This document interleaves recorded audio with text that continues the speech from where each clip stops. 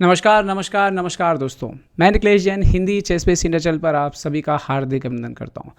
दोस्तों, कल opera euro rapid tournament में विश्व चैंपियन मैग्नस कार्लसन सेमीफाइनल में जगह बनाने में तो कामयाब रहे, लेकिन इसके लिए उनको एड़ी चोटी का जोर लगाना पड़ा। एड़ी चोटी का जोर लगाना एक हिंदी का मुहावरा है जिसका मतलब है कि बहुत ज़्यादा मेहनत करनी पड़ गई। जी हाँ, अपनी लिमिट को पुश करना पड़ गया, क्योंकि जहां पहले दिन क्वार्टर फाइनल में उन्होंने 2.5 आधे की ज़बरदस्त जीत दर्ज की थी, दूसरे दिन इसके उलट डेनियल डुबोव ने भी उनको 3 मैच की में ही जो है दिन से बाहर कर दिया, मतलब 2.5 आधे से हरा दिया, जो कि बहुत बड़ी घटना मानी जा सकती है।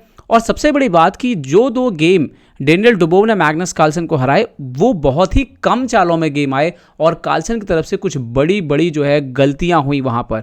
तो आइए देखते हैं कि क्या कुछ हुआ और कैसे फिर मैग्नस कार्लसन किसी तरह से मैनेज करते हुए टाई ब्रेक में सेमीफाइनल में पहुंचने में कामयाब रहे। तो देखते हैं, सबसे पहला मुकाबला दरअसल ये दूसरा था। पहला जो 4 रैपिड होते हैं, पहला रैपिड ड्रॉ था।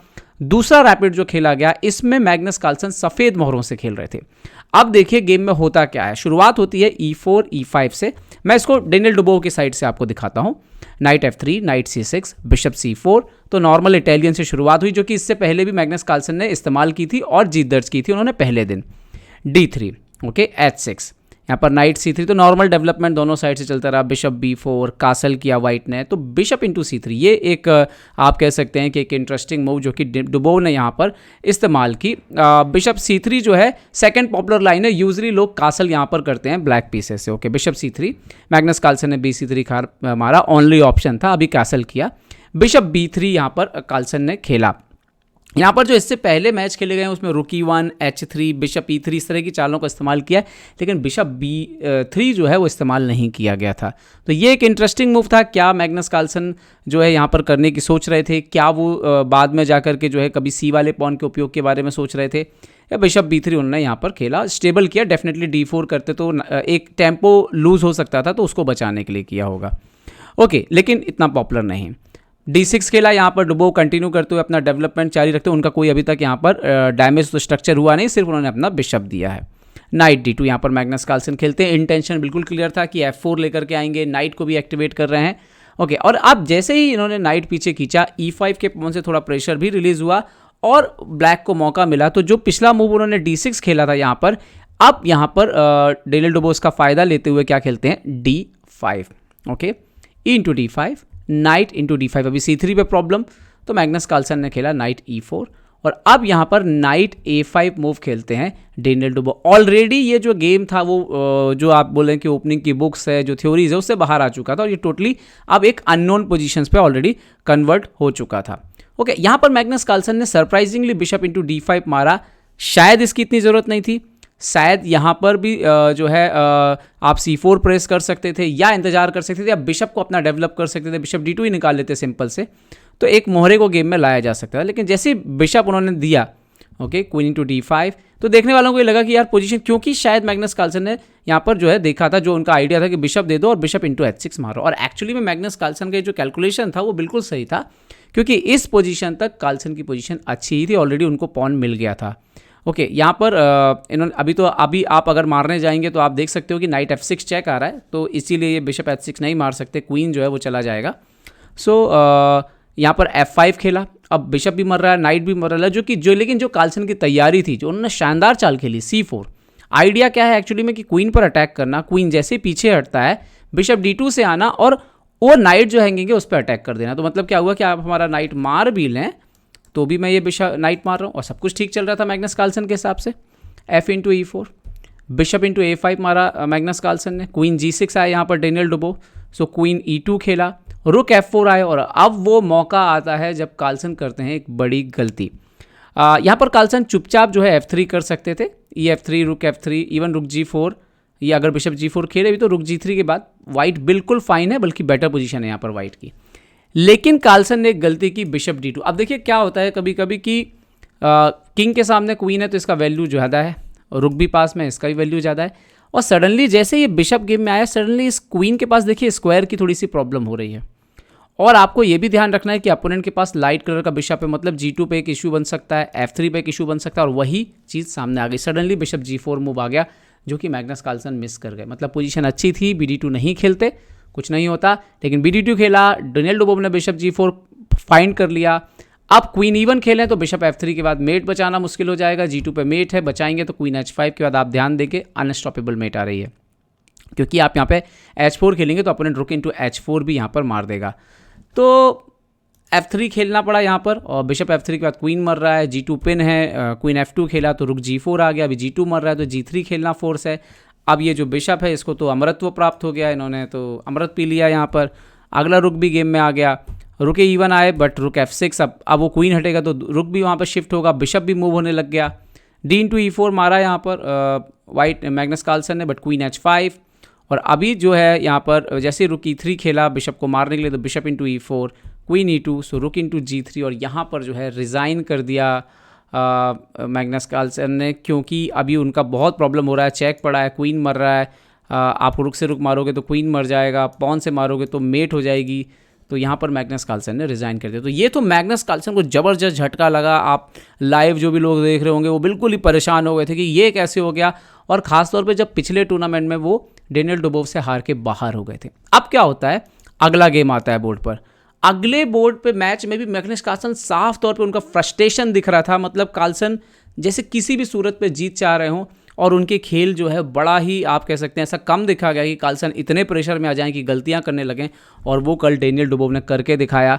शुरुआत हुई D4 knight F6, Dubov white थे, कार्लसन ब्लैक इस बार, C4 E6 knight F3 B6, queen's Indian चुना मैग्नस कार्लसन ने, G3 bishop B7 bishop G2, so bishop B4 check, bishop D2 C5, तो ये नॉर्मल ओपनिंग की चालें थी यहाँ पर, bishop into B4 CB4 castle, और यहाँ पर नाइट D2, तो कंटिन्यू डेवलपमेंट पे ध्यान दे रहे थे डेनियल डुबोव, जो कि पिछले मैच में भी हो रहा था। A5, तो यहाँ पर रुक E1 D6 तो E4, और जैसे ये पोजीशन बोर्ड पे आई तो ये तो तय लग रहा था कि डुबोव जो है वो अच्छी सॉलिड पोजीशन पर खेल रहे हैं, वाइट को कोई स्ट्रक्चर डैमेज नहीं है, सेंटर मिला हुआ है, पोजीशन यहाँ पर वाइट की डेफिनेटली अच्छी थी ब्लैक से, कार्लसन का पूरा डेवलपमेंट भी नहीं हुआ था। अब यहाँ पर कार्लसन क्या कर रहे हैं, ओपनिंग के रूल तोड़ते हुए, अभी वो नाइट निकला भी नहीं है B8 का, और एक ही नाइट उनका दोबारा जो है बोर्ड पर मूव होना शुरू होता है, क्वीन E2, और डेनियल डुबोव हर चाल पे एक नया पीस इंट्रोड्यूस कर रहे थे, दोनों नाइट, क्वीन, रुक, पॉन्स, तो हर चाल पे यहाँ पर देखिए उन्होंने खेला E5 तो E1 रुक के D1, और यहाँ तक डुबोव वाकई बहुत अच्छा खेल रहे थे कंपेयर टू मैग्नस कार्लसन, जिस तरह से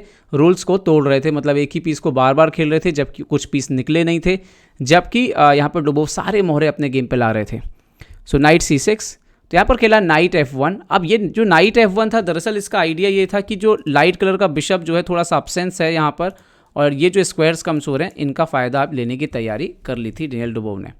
यहाँ पर क्वीन F6 खेला, okay, knight E3, now knight into D4 आया, मैग्नस कार्लसन ने एक्सचेंज किया, so knight into D4 E into D4, और सडनली यहाँ पर जो एक चाल, मतलब जिसको बोलते हैं ना कि ये समझ, जो कल मैग्नस कार्लसन से इस तरह की गलतियाँ होती नहीं, वो गलतियाँ हो रही थी। कैसी गलती कि आप देखिए बिशप आपका यहाँ पर रखा हुआ और आपने क्वीन F6 पे लेके आए, मतलब E5 जो है वो एक डिस्कवर्ड चेक यहाँ पे बन जाता है, जिसको डेनियल डुबोव ने बहुत जल्दी देख लिया। E5, सो क्वीन इंटू E5, सो बिशप इंटू B7, रुक A7, अभी डेफिनेटली दो पीस हैंगिंग है इधर भी और इधर भी, जैसा कि लास्ट मैच में भी हुआ था, बट क्वीन G4 एक इंटरेस्टिंग मूव आया, और ये क्वीन चूंकि जो है एक डिस्कवर्ड अटैक पर रखा हुआ है, ये भी एक चिंता का विषय था। यहाँ पर मान लीजिए यहाँ पर रुक इंटू B7 मार देते तो नाइट D5 के बाद गेम ही चला जाएगा, क्योंकि क्वीन ट्रैप हो रहा है। आप देखिए नाइट F6 ओनली मूव है, क्वीन F3, और उसके बाद आप देखिए कि प्रॉब्लम ये है कि अगर क्वीन मान लीजिए G5 चला भी जाता है तो नाइट F6 चेक के साथ आएगा, और इसके बाद ये रुक जो है वो फ्री में चला जाएगा। तो नाइट F6 खेलना पड़ा यहाँ पर मैग्नस कार्लसन को, सो क्वीन इंटू D4, रुक इंटू B7, तो क्वीन इंटू D6, और यहाँ तक भी सब ठीक था, मतलब ठीक ठाक पोजीशन है, लेकिन क्वीन इंटू B2 जो है यहाँ पर एक इंटरफेयर किया पोजीशन में। मैग्नस कार्लसन ने एक अतिरिक्त प्यादा मारा, लेकिन उसका नुकसान ये हुआ कि रुक D2 आने के बाद सडनली मैग्नस कार्लसन का जो क्वीन है वो ट्रैप होता हुआ नज़र आया। क्वीन C3 ओनली मूव थी, और नाइट D1 के बाद आप देखिए कि क्वीन के पास जाने के लिए स्क्वायर जो है वो काफ़ी कम नज़र आ रहे हैं। यहाँ पर डेफिनेटली कुछ खाने जैसे जो हो सकते थे, जैसे कि यहाँ पर आप देख सकते हो कि क्वीन यहाँ पर आ सकता है, लेकिन इसके बाद भी आप देखिए कि तरह तरह की जो समस्याएं हैं वो बनी हुई थी मैग्नस कार्लसन के लिए। और तो उसके बाद भी इन्होंने क्या किया कि यहाँ पर अगर मान लीजिए कि यहाँ पर मेरे ख्याल से सिंपल एक मीटिंग थ्रेड भी है, और वो है क्वीन इंटू यहाँ पर अगर मार दिया जाए फेट, सो किंग F8 और उसके बाद रुक D8 चेक और यहाँ से जो है ये मात यहाँ पर हो जाती। तो बहुत ही प्रॉब्लम में अचानक मैग्नस कार्लसन फंस गए इस समस्या की वजह से। तो फाइनली उन्होंने यहाँ पर समझ लिया कि मात हो रही है, तो उन्होंने मात बचाई, लेकिन बदले में उनको जो है यहाँ पर देखिए गेम जो है वो देना पड़ गया। तो कार्लसन ने लगातार बैक टू बैक 2 मैच हारे। परिणाम यह हुआ कि पहले दिन जो जीते थे वो सब बराबर हो गया, 0-0 हो गया। और फिर टाई ब्रेक में मैच गया, टाई ब्रेक में एक ब्लेड जिन्होंने जीता, एक उन्होंने जीता। बहुत ही हाई प्रेशर में आर्मागोदन का मैच हुआ और उस आर्मागोदन मुकाबले में, जो कि बहुत ही हाई प्रेशर मुकाबला हुआ, उस मुकाबले में जो है मैग्नस कार्लसन जो है जीतने में कामयाब रहे। ये पोजीशन थी, यहाँ पर वाइट पीसेस से मैग्नस कार्लसन खेल रहे थे, लगभग इक्वल थी। लग रहा था कि कार्लसन बाहर हो जाएंगे क्योंकि ब्लैक पीसेस से डुबो थे, ड्रॉ होता तो कार्लसन बाहर हो जाते। लेकिन किसी तरह से मैग्नस कार्लसन अपने एक जो सेंटर का प्यादा था उसको इम्प्रूव करने में कामयाब रहे, अपने रुख को खिलाने में कामयाब रहे। और कुछ गलतियों की वजह से यहाँ पर आप देखिए कि पीसेस जो थोड़े से फंस गए डेनियल डुबो के, और कार्लसन के मोहरा जो है सेंटर से प्रोसीड होने लग गया, कॉर्नर से उनका एक पास पॉन आ गया।